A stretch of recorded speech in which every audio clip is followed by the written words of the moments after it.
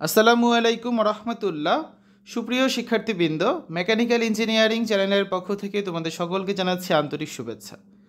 এই ভিডিওটা তৈরি করছি সপ্তম শ্রেণীর শিক্ষার্থীদের জন্য। 2025 সালের সপ্তম শ্রেণী তথ্য ও যোগাযোগ প্রযুক্তি বইয়ের দ্বিতীয় অধ্যায় কম্পিউটার সংশ্লিষ্ট যন্ত্রপাতি এর 19 পৃষ্ঠার দলগত কাজের সমাধান নিয়ে আজকে আলোচনা করব।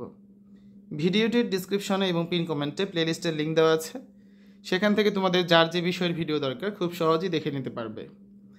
পৃষ্ঠা 19, দলগত কাজ 1।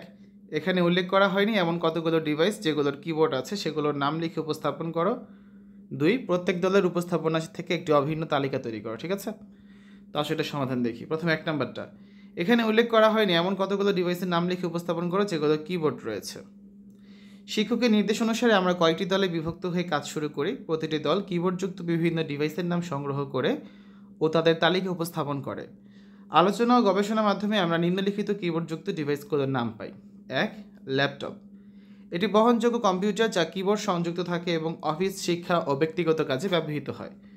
2, সিটি স্ক্যান মেশিন। এটি চিকিৎসা ক্ষেত্রে ব্যবহৃত হয় এবং রোগীর শারীরিক অবস্থা বিশ্লেষণে সাহায্য করে। এর কিবোর্ড দ্বারা প্রয়োজনীয় তথ্য ইনপুট করা হয়। 3, ডিজিটাল এক্স-রে মেশিন। চিকিৎসা পরীক্ষার জন্য ব্যবহৃত হয় এবং এটি পরিচালনার জন্য একটি কিবোর্ড প্রয়োজন হয়। 4, এমআরআই মেশিন।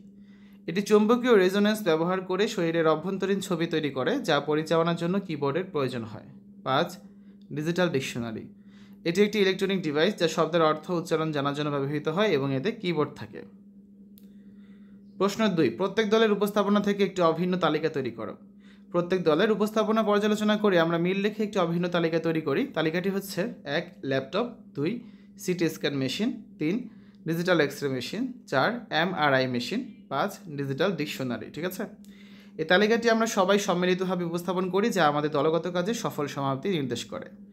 এই হচ্ছে আজকে আলোচনা। আগামী ক্লাসে আমরা 21 পৃষ্ঠা যে দলগত কাজটি আছে এটা সমাধান করে দেব তোমাদের। শিক্ষার্থীরা, এতক্ষণ তোমরা দেখেছো সপ্তম শ্রেণীর আইসিটি বইয়ের দ্বিতীয় অধ্যায় 19 পৃষ্ঠার দলগত কাজের সমাধান। আশা করি আজকের এই ভিডিওটি তোমাদের কাছে ভালো লেগেছে। আমাদের চ্যানেলের অন্যান্য ভিডিওগুলো দেখার আমন্ত্রণ জানিয়ে আজ এখানে বিদায় নিচ্ছি। আল্লাহ হাফেজ।